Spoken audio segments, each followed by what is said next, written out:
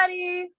Today we're here with another Galactic Center Diary entry. This one is Dandin's. He's one of my favorite people in like the entire world, so I'm really stoked to have him on. We are going to be talking about his, he has the GC conjunct his midheaven. And then he has, I'm going to make sure because you've got like a bunch of shit going on around. Yeah. You've got the Galactic Center conjunct your midheaven. Uranus is also pretty close at 4 degrees Capricorn and it's retrograde. And you have the IC and Venus conjunct the Galactic Anti-Center in the and it's in the 4th house. And then Chiron is also close, but we may not get into that one just because it is at 6 degrees, so it is within that window of orb that I'm looking at, but it's not I don't know, we may or may not get to that. So yeah. You ready? Yes, I am. Okay, so I'm going to be reading from my notes, and look, they're little astrology Hello Kitties. Okay, okay, so the midheaven conjunct the Galactic Center in the 10th house. Okay, it feels like there is lots of energy surrounding career. Now, I do know this, I know you pretty well, or I know parts of you pretty well. I feel like I do anyway.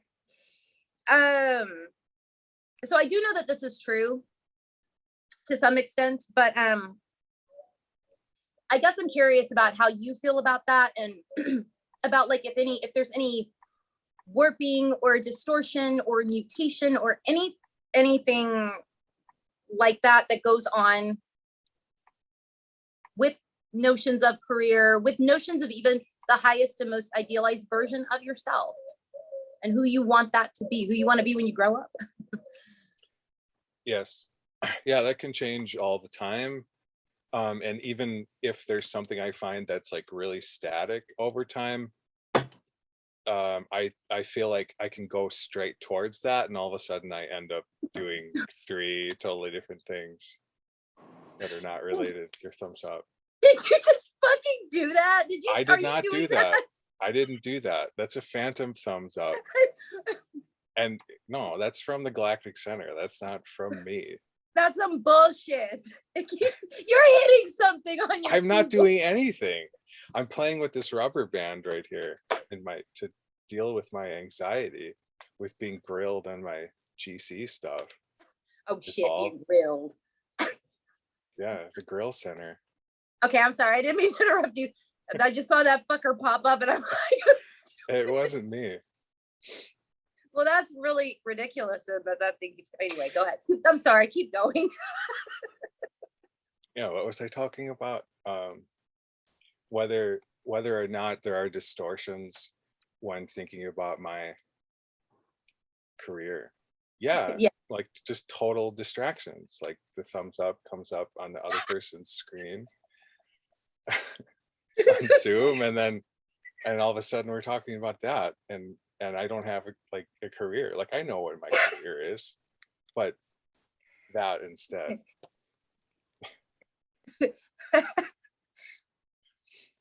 Okay. We're super focused. We're doing good. Clearly. So far. But you would say that there is like a lot of energy there, and a lot of, you mentioned that can change all the time. Before that fucking thing popped up, you were mentioning that it can change all the time. You're like the notions of career and like the highest and most idealized version of yourself, they change a lot. For sure. Yep. Yeah. Okay.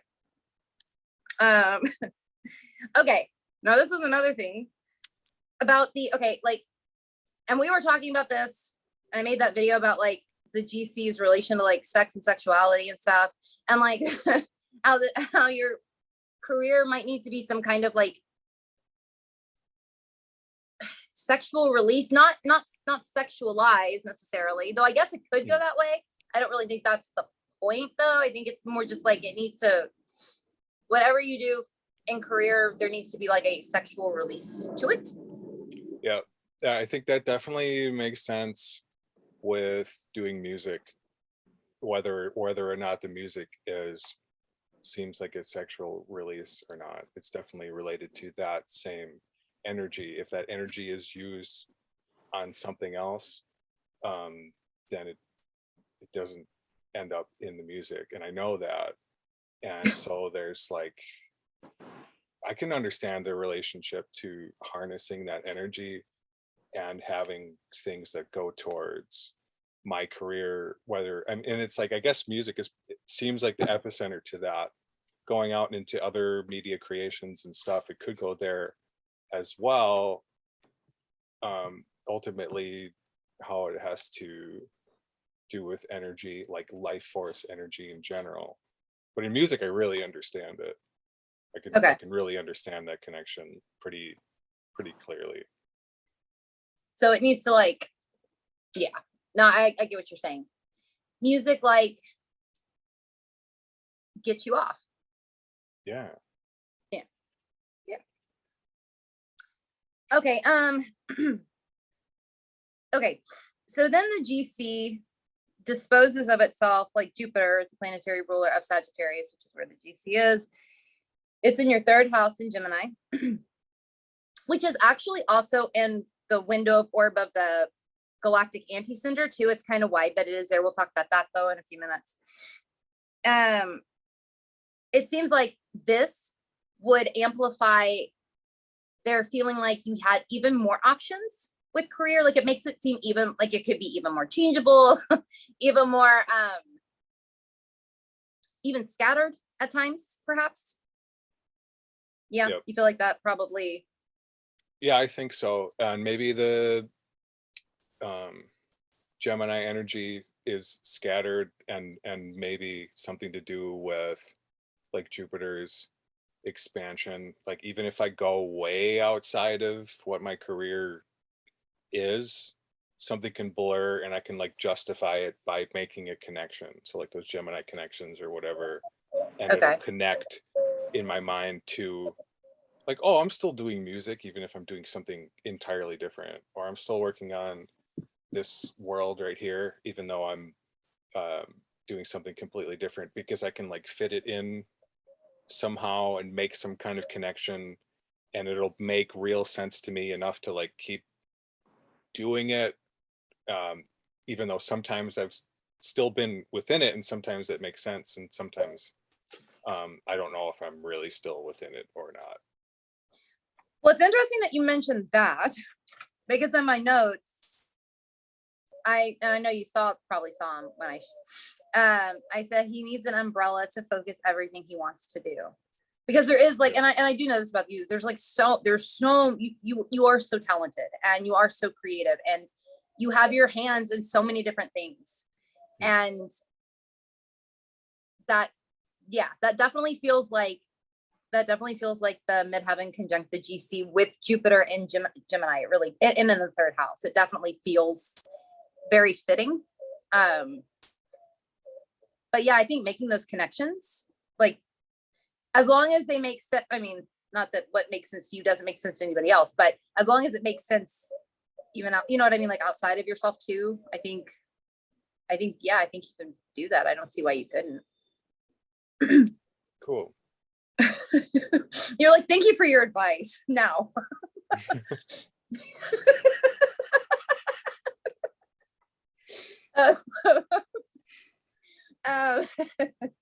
Okay. So you have Uranus retrograde conjunct the Galactic Center. It is a little wider. It's 4 degrees Capricorn. Okay, so I've got this theory that when planets that are direct are conjunct the GC, it kind of turns them retrograde. Okay. I'm wondering though about the other end of things. When you've got a retrograde planet conjunct the GC, does it turn it direct? Yeah, that's a good question. It is a good question. And I think this one, I probably feel the least confident about this one, just because I don't know too much about Uranus energy. Okay, well, let me. Well, I mean, when I think of you, I definitely think of Gemini energy for sure. But there is, I don't know. I feel Uranus from you. That's just my opinion. Okay. But but again, opinions are like assholes, whatever. But okay, Uranus retrograde. Uranus retrograde is really good at seeing like the omniscient or bird's eye point of view. Sometimes sometimes Uranus retrograde has problems seeing themselves in this point of view clearly. Like they'll leave themselves out of it. Okay. And I do wonder about that in your case because of, let me double check, because of what's going on with your sun. Okay. And your chart. It does seem like you could do that. Yeah, so that makes sense. So I'm wondering then if in your case, I'm wondering if Uranus actually stays retrograde. If maybe it doesn't do that with the retrograde planets. If maybe it stays. You don't have to have an answer to that. I don't have an answer to it either. But okay. But it is something that I've done a lot of playing around with the planets that are direct, that then would like turn retrograde, and that seems to fit, but I'm not sure about the other end of things. Yeah, I guess think about that a little bit and let me know. Okay. Feel about that in the future. Okay, and also with there's like a Uranus can be like fracturing. Yeah, there's definitely fracturing. Yeah, like fracturing and fragmentation. Mm-hmm. I mean, Uranus can deal with this anyway, but then conjunct the GC, taking the retrograde, direct, whatever, doesn't out of the equation for a second. The GC in and of itself feels like it can also fracture and fragment too. There's probably a better word choice that I could use here, but I do feel like that fits. Okay. Do you feel like that happens? And do you feel like it happens in response to trauma? Yeah, definitely. And it's always been that way, or at least like I started mapping that sort of fracturing in my own sense of self or life or whatever. And I've been doing that for probably 10 or 15 years, like just mapping it. But I know that before then there were fractures in my personality to the point where it kind of seems like dissociative identity disorder, multiple personality disorder, or something like that. But it fractures, and I have this map right here, like that's the world that I use to organize the fracturing that I experience in myself. And it's connected to interests in the world and worldly things, sort of all mixed up. And it's like a memory system that I have externally, because I don't know if I can remember that all within myself, because in a different emotion I'll have a different memory and maybe a different personality, and sometimes that seems totally not true, like no, that doesn't happen at all of that doesn't really happen, I'm just exaggerating that. And then I'll get into another state of mind where it's like, that happens all the time and here's a bunch of recorded evidence of that. But then there's also parts of me that don't know that. Yeah, I have some evidence of that too, I think. No, but I mean, like,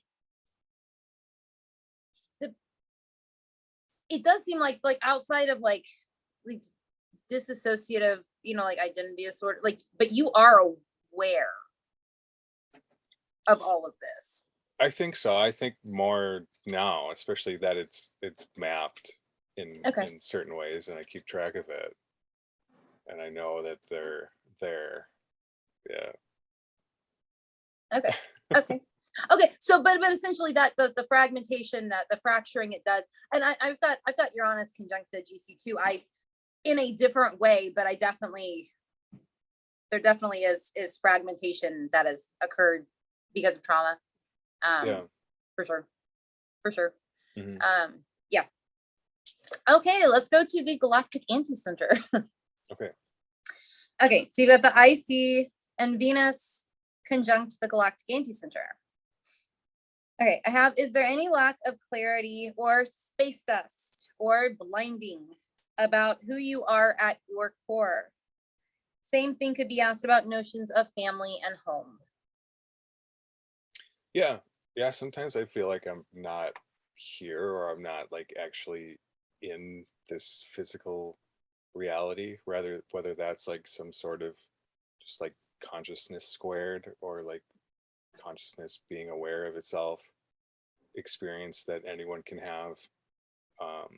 But it's really easy to lose my identity, or at least one of my identities. I can lose them all. It's just really easy to do that. I think there's um, the kind of the kind of mutable quality that reminds me of actually being muted and not just changeable. Like just you're muted, and there's other more fixed or more um, like stronger energies from around that just take over and you let it. And that has always reminded me of like the number 9 from the Enneagram system. But ego indolence, which is like ego laziness. So like, you know, you might know what your ego wants to express, but you just don't.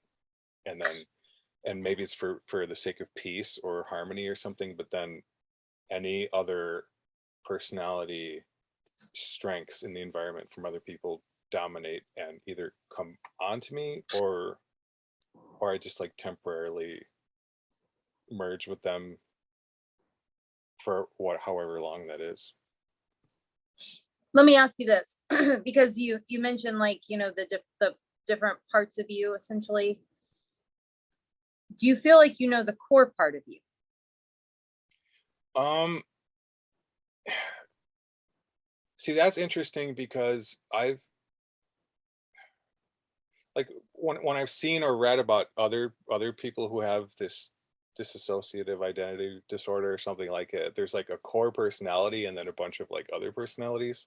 Mhm. I don't have a core personality, I don't think. Maybe like one of them that seems to be in control most of the time, but that can change, and they can like all take either take turns, or they actually dominate each other within me, and they're ultimately just personalities that represent projects or things that I'm not done with. As for a core self, I think it's perceptual rather than like a series of traits or something. I just think the core self is not self. So that's kind of like anatman in Buddhism. Maybe that's, I don't know.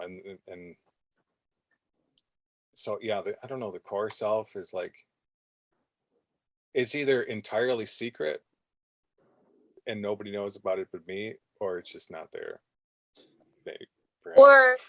Or could it be just like kind of clouded over or covered with space dust? Perhaps. Perhaps, but I don't know. I don't necessarily know what that means. Like, what is space dust in that metaphor, or is it literal space dust? It could be. I mean, the Galactic Anti-Center has literal fucking space dust block. I mean, literally and figuratively, because like that Okay. area of the sky is very dusty. It's got a big fucking bright ass star next to it that blinds it, not lights up that area, but blinds that area. And yeah, so both like literally and figuratively. But okay, I would have the same question about Venus. Our values kind of clouded over with space dust, literally and or figuratively. Also love.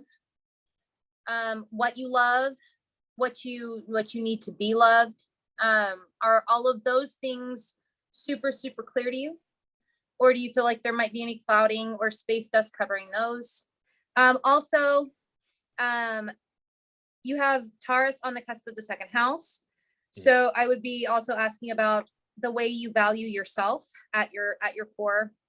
since the second house bends to Venus in the fourth, and the way that you feel in relationships and the way you value relationships and your place in relationships, because you've got Libra intercepted in the seventh. So that is also going to bend to Venus. Yeah. I think like maybe over time, that's something I can build up a list of the things that I find out are my preferences or my Okay. needs or whatever. But then I'll either forget those too, even if I have a list of them that I've learned over time, or I just don't want them. Like I don't Okay. want those kind of, they seem like preferences, and they seem like maybe because other people have different ones, or other energies that I can merge with around don't actually have them, that I can sort of like not have mine for a time and forget that I even have mine. And there's many situations where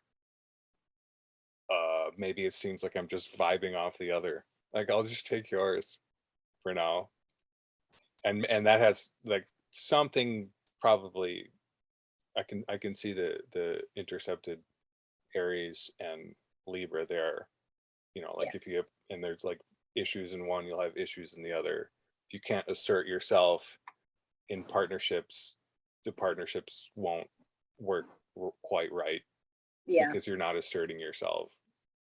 That Yeah. sort of a thing. Yeah. Yeah.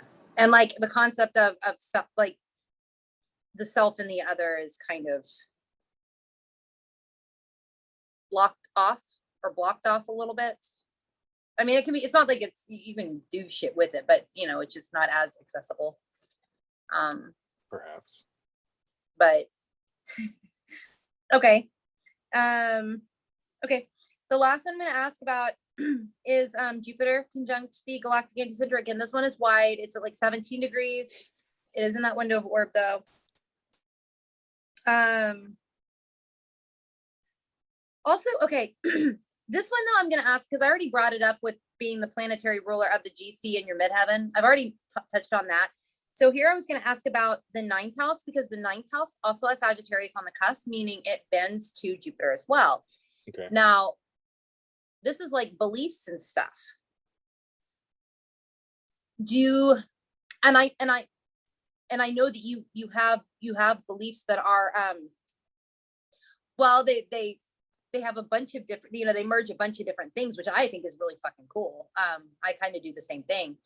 But is there any, do you ever feel like there is any lack of clarity or any space dust or any blinding about this? Like belief systems? Yeah. Yeah. Is it all totally clear to you? Like the why, like perhaps why you have them in the first place? And this one, again, this one may not be as clouded over because it is further out. This one might be more clear, you know? Yeah, they can change a lot. They can change in an instant. Okay. They can change from different systems and like world systems. Like we're talking about religions, they can switch between those sometimes extremely, but it matters what kind of energy I'm merging with as well. Okay. And then all that Gemini stuff that I have is like finding the connections there. And and if Gemini is like word on the street, and Sagittarius is more like higher mind, or higher academia, or Yeah. or whatever that is, like I could probably have, like I could switch not just between the more established higher minded philosophies or religions, but there could be like street philosophies or something that could go to just as easily. And I feel like there's a huge Rolodex of those experiences that I can go through. And I can get really extreme in some, almost to the point where it seems like I'm taking a side, but really they all connect to me. So, and there's many situations in the world where like the sides matter, specific religions or specific philosophies, specific Yeah. methodologies. but really I am like connecting all of them anyway. No, you do. You literally do that because you've got that map, almost like a map that you've made where it's got all the. I remember you showing me that and I was like, what the fuck is that? I was like, that's fucking awesome because it's all these different belief systems like tied together. Very cool shit. I kind of figured this one would be more clear to you, like at least a little bit. But yeah. I mean, it's hard to define what that is. So like in my personal mythology, I can talk about Garasenth and Rakhtaushli, but that's not going to make any sense unless I start explaining that. And I don't know if I've explained that really well, other than like I can say like, oh, it's a fictional thing in the fantasy world, but I use it in the real world. And that map you're talking about is on the other side Is of it? this room. Yeah. Yeah. Yeah. Well, I think that's all. What? Oh, okay. go ahead. I'm sorry. I was going to say Go. sometimes it seems like I have a secret religion. Okay. And sometimes I want to call myself a Druze, but I'm not a What? Druze. A Druze is a group that has a secret religion, and they're a small amount of people. They're in Israel. They're friends with the government and the Jews. I'm not a Druze, but there's something. If you could be like a spontaneous solitary Druze, then I'm something like that, I suspect. Okay. Yeah. Huh. A spontaneous solitary Druze. Yep. I like the word spontaneous in there. Well, I guess that's all that I have. Is there anything that I didn't touch on that maybe you want to mention about anything, or? I don't think so. I think that was a lot. Do you want to let people know where they can find you? I definitely recommend that you check him out because he's a lot of fun and he's very talented. But I guess, is there anywhere that you want me to mention, or you want me to tell? Oh, that's right. I'll just put where you can find him in the description box. He's gonna decide where he wants me to put. Yeah. I was gonna say the real thing, since I know that works. Go like if on Instagram, if you're doing a reel, can you put music on anything else, or is it just reels? Stories. You can also put in stories. Okay. On Instagram, since many people use that, right? Reels and stories. Search Dandin, Dandin, one word, and I have dozens and dozens of albums of beautiful, wonderful music that I really did make myself. Yeah, he really did. Put it in your stories and reels, and you'll have a wonderful life. Then and only then. He'll have a wonderful life.